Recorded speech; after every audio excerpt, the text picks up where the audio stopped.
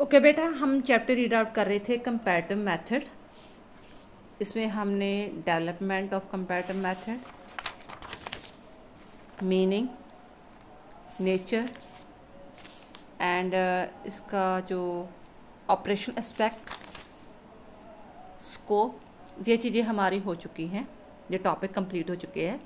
Now next topic is utility और importance of comparative method. इसका question ऐसे भी बनकर आ रहा है, explain the meaning, scope and utility of comparative method. अगर ऐसे क्वेश्चन आता है, आप उसका मीनिंग बताओगे, डेवलप नहीं बताओगे, कोई एस्पेक्ट्स वगैरह नहीं बताओगे, just meaning and definition, scope के जो 5 पॉइंट्स है वो, एंड यूटिलिटी, ये 3 चीज़ें एक्सप्लेन करोगे। ठीक है, तो हमारी ये चीज़ें वीडियो अपलोड हो चुकी हैं, meaning, scope. Now utility of the comparative method. Present age is the age of comparative politics, and comparative method has special significance in this age. The use of comparative method has made possible the comparative study of different political system, and as a result of this, the utility and the relevance of the political science has increased to a great extent. The utility or importance of the study of comparative method can be explained under the following headings. First headings, trustworthy study of human behavior is made possible. Behaviouralist आपको पता है एक theory है, विचारधारा है। जैसे Marxist आप theory पढ़ते हो, ठीक है, लिबरलिस्ट थ्योरी पढ़ते हो, विचारधारा पढ़ते हो, आइडियोलॉजी पढ़ते हो। इसी तरह बिहेवियरलिस्ट थ्योरी है जो ये कहते हैं, बिलीव उनका, कि जितना भी पॉलिटिकल सिस्टम में जो काम चलता है, ठीक है, जहाँ रेवोल्यूशन होता है, जहाँ सरकारें बनती है, वो उस चीज़ को समझने से पहले हमें जो मनुष्य है उसके बिहेवियर को स्टडी करना चाहिए। अगर हम वहाँ के देश के रहने वाले ह्यूमन के बिहेवियर को स्टडी कर पाएंगे तो नेचुरली हम जो पॉलिटिकल सिस्टम के जो स्ट्रक्चर है, जो उनके यूनिट्स है, तो हम 60-70% ऑलरेडी समझ सकते हैं कि ये ऐसे क्यों है। जैसे हम इंग्लैंड में अभी भी बादशाह, किंग क्यों है, क्यों लोग उतना पसंद करते हैं, रीज़न क्या? वहाँ के देशों के लोगों का behaviour. Behaviouralists are of the view that human behaviour influence to a great extent the working of political institution. जहाँ मैंने इंग्लैंड की एग्जांपल दी थी, ठीक है, कि ह्यूमन बिहेवियर जो है वो पॉलिटिकल इंस्टीट्यूशन को अफेक्ट करता है। Therefore, without understanding the human behavior, we can neither properly understand the working of political institution, nor we can draw trustworthy conclusion. But with the use of comparative method, trustworthy study of human behavior can be done, and the human behavior can be understood in a proper perspective. Human behavior को बहुत ज़्यादा include करते हैं। उनका मानना है कि जितनी political institution है उस पर human behavior पर इफेक्ट पड़ता ही पड़ता है। फिर ही हम अगर ह्यूमन बिहेवियर को अच्छी तरह स्टडी कर पाते हैं तो फिर ही हम कोई ट्रस्टवर्थी कंक्लूजन जो है, कोई अच्छी थ्योरी, अच्छा प्रिंसिपल निकाल सकते हैं। फिर ही ऐसे हम प्रोस्पेक्ट को समझ सकते हैं। एग्जांपल के तौर पर कि इंग्लैंड में अभी भी जो मोनार्ची सिस्टम क्यों है, लोग अभी भी उस मोनार्ची सिस्टम को क्यों पसंद करते हैं, तो वहाँ का ह्यूमन बिहेवियर को स्टडी करना पड़ेगा। तो हमें पता है वहाँ के लोग जो कंजर्वेटिव टाइप के हैं, वो अपने पुराने रीति रिवाजों को, पुरानी इंस्टीट्यूशन को बहुत ज़्यादा प्यार करते हैं और उसे कभी भी चेंज करना नहीं चाहते। नेक्स्ट है theory building become possible.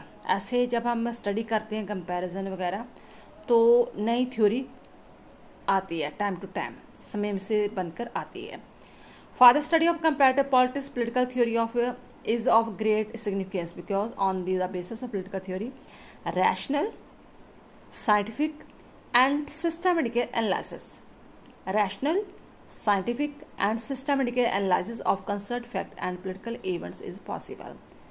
But in the context of new situation, most of the old theory have become irrelevant, and to replace this, the new theories need to formulated. अगर लगता है कि जब हमने किसी थ्योरी को rational, scientific की and analysis किया है, वो उसके अकॉर्डिंग जो पुरानी थ्योरी है, ऑल थ्योरी है, सुटेबल नहीं है, तो वो इरेलीवेंट मानी जाएगी।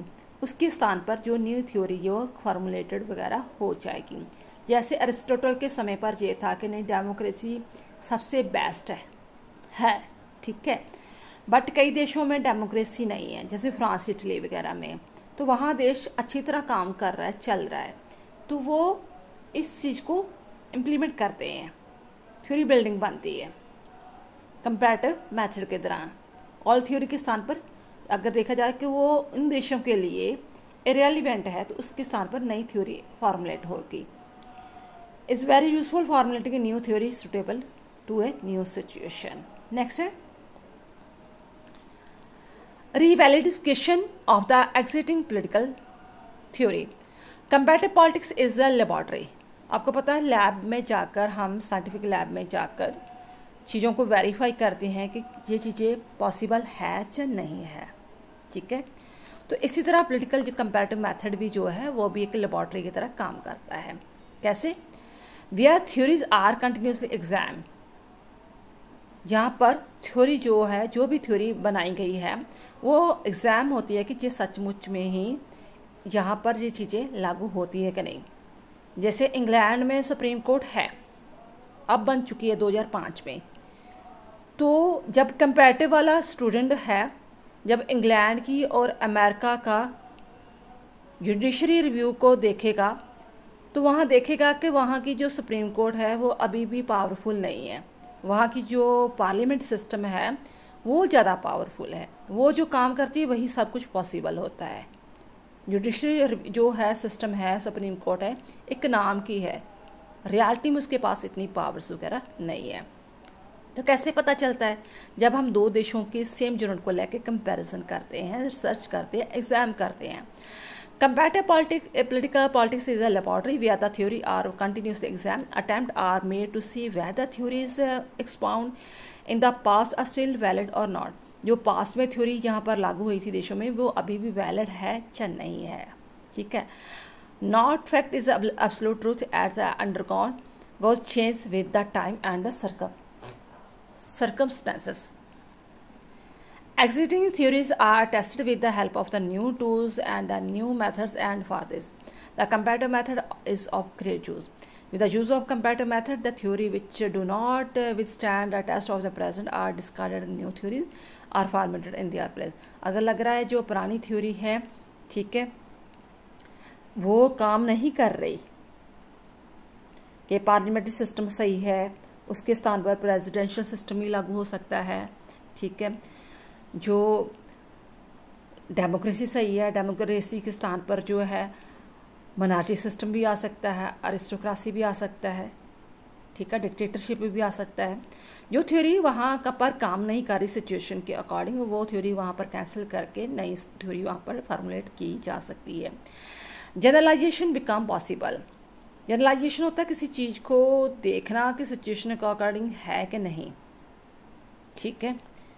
तो एक 5-6 देशों का कंपैरिजन करके एक सेम यूनिट को लेकर तो एक नई थ्योरी लेकर आना कि जिस सभी देशों में ये चीज़ सेम पाई जाती है। जैसे मैक्सिमम डेमोक्रेसी देश में सभी लोगों को वोट का अधिकार है, ठीक है ना, वोट कास्ट करने का अधिकार है। बट रियलिटी में हमें पता है कि जो पावर है वो मैक्सिमम किसके हाथ में होती है? वो जो दुनिया के उस देश के 20% लोग होते हैं, चाहे वो पढ़े लिखे हैं, चाहे अमीर है, या किसी भी तरह पावरफुल हैं, उसके पास ही हमेशा पावर होती है, जिसे हम अलाइड सिस्टम कहते हैं। With the use of comparative method, after making the comparative study of the various political institution working under the same circumstances and the same situation, we can formulate general principle which can be applicable at every place. चाहे वो India है, England है, America है, पाकिस्तान है, तो हम ये देखते हैं कि हर देश में वो कुछ गिने चुने लोग होते हैं, वो जो राजनीति में आते हैं, इलेक्शन लड़ते हैं और राज करते हैं, ठीक है। We can formulate general principle which can be applicable every place under the same circumstance. It makes the task of the student of comparative politics much easy and he need not to evaluate the same institution and the situation again and again. Next है scientific and systematically study. आपको पता जब हम scientific की method अपनाते हैं तो हर चीज़ को सिस्टमेटिकली रखते हैं, क्लासिफाइड करते हैं, फिर उसका रिजल्ट निकालते हैं। तो जब हमने पॉलिटिक्स को साइंस ही कह दिया तो उसको भी हमने साइंटिफिक मेथड ही अपनाना है। Political science is not a science like a physical science, but the use of comparative method has made possible it's a systematically and scientific study. जब हम कंपैरिजन करते हैं तो हम सिस्टमेटिकली एंड साइंटिफिक मेथड को अपनाते हैं। फॉर दिस हम पहले फैक्ट्स इकट्ठे करते हैं, ठीक है, देन हम कोई प्लान बनाते हैं, फिर उस क्लासीफाइड करते हैं, फिर उसकी सिमिलैरिटी डिसिमिलैरिटी को फाइंड आउट करते हैं। Some basis of proposition can be establish after the closest scrutiny of the conclusion the reached. Study of formal and informal structure, ये भी पॉसिबल हो पाया है कि जब हम कंपैरिजन मेथड अपना रहे थे तब हमें पता चला कि नहीं भी इसमें जो फॉर्मल तो होती हैं, जैसे जुडिशरी है, एक्सिक्यूटिव है, लेजिस्लेटिव है, ठीक है, स्टेट है, इसकी तो हमने स्टडी करनी होती है।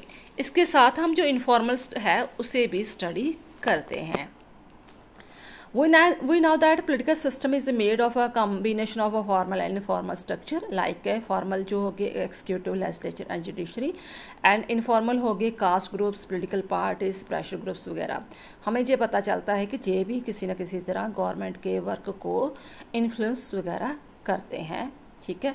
इसके बिना हम कंपैरेटिव स्टडी नहीं कर सकते। Widen the scope of study, हम स्कोप रीड आउट कर चुके हैं, हमें पता है उसके बीच में बहुत सारे अब स्कोप आ चुका है। जस्ट ये नहीं कि हमने पॉलिटिकल स्टडी को कंपैरिजन कर लिया तो इनफ, इसके बीच में बहुत कुछ आता है। The use of comparative method had widened the scope of comparative politics. Now the student of comparative politics does not limit the scope of study only up to the comparative study of different political system. जस्ट ये नहीं कि political system को ही हम comparative करते हैं, but rather he also study all those formal and informal factors which any way influence the working of political system. As a result of all this, the scope of study of comparative politics has become more comprehensive and wider. Conclusion. After reading the view written above, we can say that the comparative method has its own importance, and today his method is being used by all subjects.